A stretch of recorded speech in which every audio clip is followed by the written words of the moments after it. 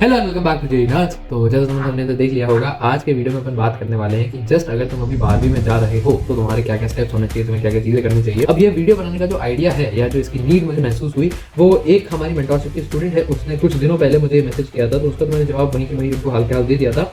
But मुझे लगा ये प्रॉब्लम है जो है बहुत सारे बच्चों से रेजोनेट करेगी, और प्रॉब्लम में फटाफट पढ़ देता हूँ, सारा नहीं पढ़ूंगा, एक एक करके सारे जो है उन्होंने बहुत अच्छा काम करा है कि डिटेल में ऐसे ना बुलेट वाइज अपने सवाल पूछे। किसी को भी अपना सवाल पूछना हो ना तो ये तरीका नोट करो, इससे आंसर दे पाना बहुत ईजी होता है और आंसर देने का मन भी करता है। पूरे पैराग्राफ पढ़ने का मन नहीं करता है, वेरी ऑनेस्टली। तो इस तरीके से क्वेश्चन पूछोगे तो आंसर्स मिलने की प्रोबेबिलिटी अच्छी भी रहती है, ज्यादा भी।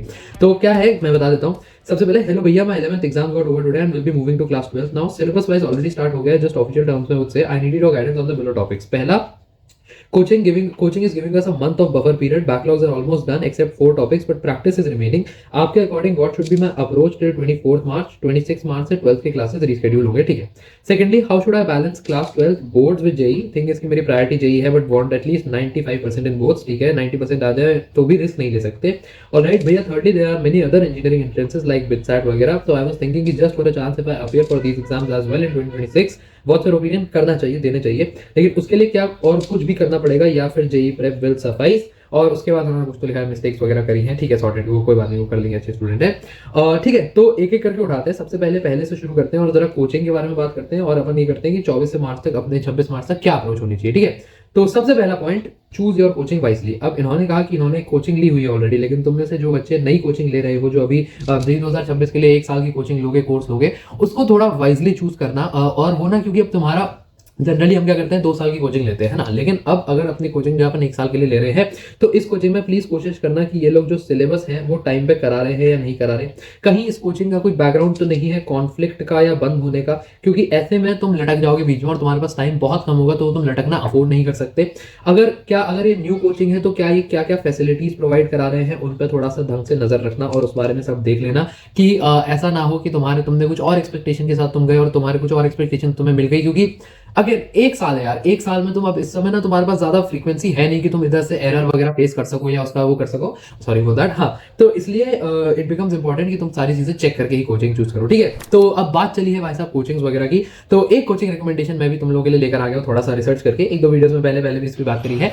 आई क्वांटा की मैं बात कर रहा हूँ। आई क्वांटा का बहुत सालों का एक्सपीरियंस है कैट में अपने बच्चों को ऐसे पढ़ा के उनको IIM ड्रीम तक पहुंचाने का, और अब वो यही सेम फॉर्मूला लेके IIT ड्रीम तुम लोगों की साकार करने के लिए आ गए हैं।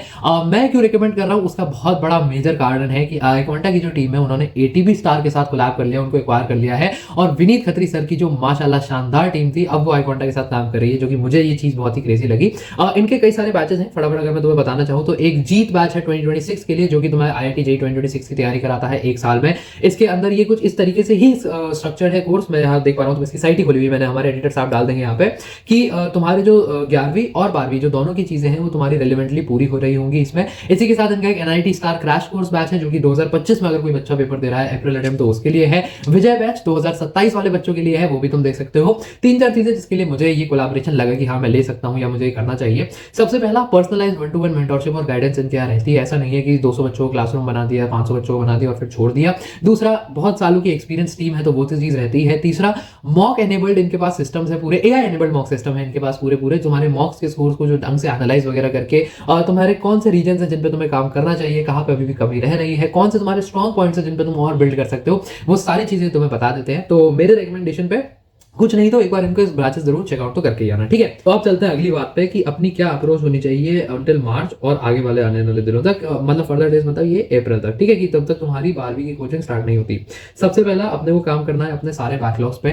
इनके तो कम से 4 ही बैकलॉग्स थे, लेकिन ऐसे बहुत सारे बच्चे होंगे जिनके 50% बैकलॉग बचा हुआ है, 25% बैकलॉग 11वीं का बचा हुआ है। तो ऐसे सभी बच्चों को जितना जल्दी हो सके अपना बैकलॉग जो है वो कवर करो, स्पीड रन मारो एकदम बैकलॉग कवरेज का, जितना जल्दी हो सकता है कवर करो। मैंने तुम्हें पिछले वीडियोस में ना ऐसे पहले बताया हुआ है कि प्रीरिक्विजिट चैप्टर्स, जो चैप्टर्स तुम्हें 12वीं में करके जाने हैं, इनको सबसे टॉप प्रायोरिटी दो, इनको प्रायोरिटी 1 पे रखो। दूसरे तुम्हारे हो गए high weightage chapters. High weightage chapters वो जिनसे ज्यादा सवाल आते हैं 11वीं में, सीधा सीधा दूसरी प्रायोरिटी हाईएस्ट इनको देके रखो, ठीक है। तीसरी प्रायोरिटी फिर जो रेस्ट ऑफ द चैप्टर्स बच गए उनको देंगे अपन। स्पेसिफिकली टारगेट और वीक एरियाज फ्रॉम 11th। होता क्या है, जब अपन ने 11वीं पढ़ी होती है तो 11वीं में ऐसे बहुत सारी चीजें होती है जो अपने को लग रही होती है डिफिकल्ट, और उस समय अपन ने छोड़ दी होती है। कुछ सवाल होते हैं जिनको अपन ने सर्कल करके छोड़ रखा होता है अपने मॉड्यूल में और वो हमसे नहीं हुए होते हैं। ऐसे सारे डिफिकल्ट टॉपिक्स को उठाना है, ऐसे सारे डिफिकल्ट चैप्टर्स को उठाना है और इनको अपन को अभी कवर करना है। इनको अपन को क्या है कि सीमेंट करके रख लेना है अपनी 11वीं को, ताकि 12वीं में जब अपन जाए तो ये सब अपने को चीजें आती हो। खासकर इन दोनों चैप्टर्स की तो ये सारे डिफिकल्ट टॉपिक्स तुम्हें कवर करके चलना ही चाहिए, ठीक है।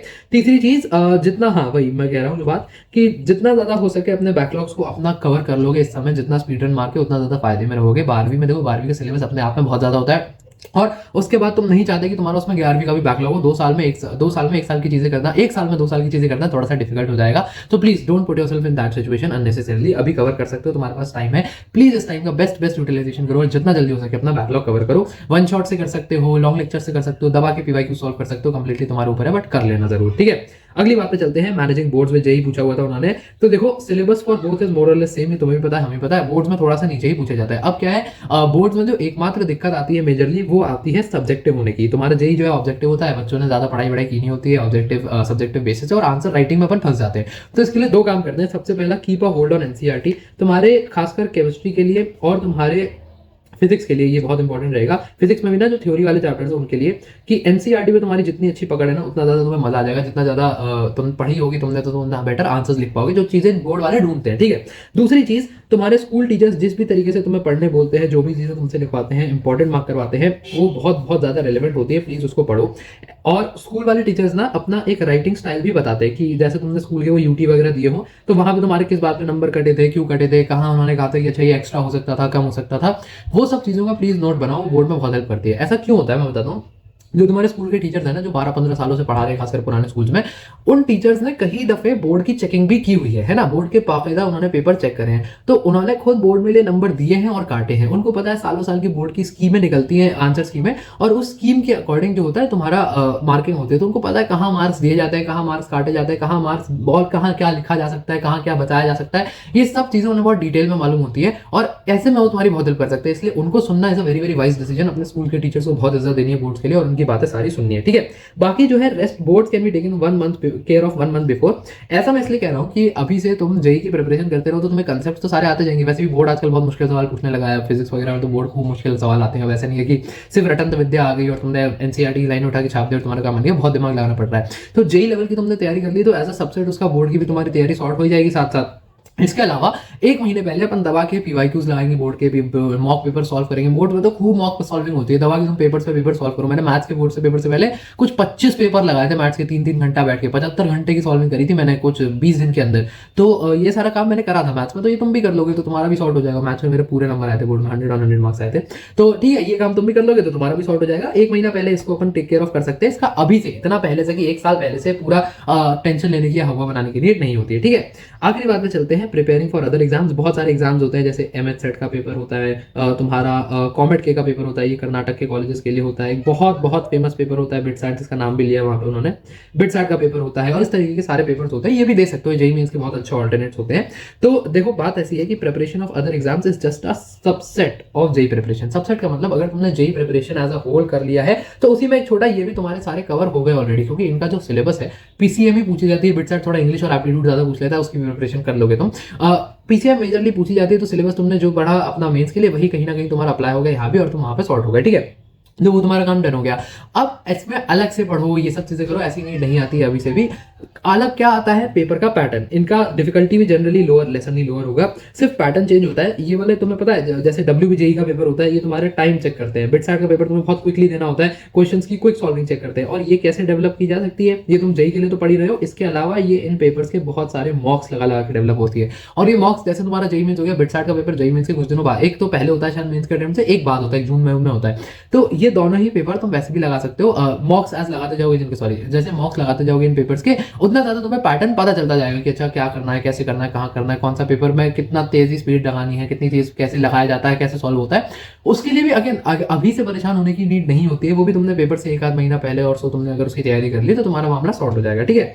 तो आई बिलीव यहाँ पे सारे डाउट जो है वो आंसर हो गए होंगे। बाकी और भी कोई दिक्कत वगैरह हो यार, सब्सक्राइब कर लो, तुम लोग चैनल को करते नहीं हो, है ना। मैं जल्दी बोलता नहीं हूँ, ठीक है। तो बाकी पढ़ाई करते रहो, all the very best, good bye.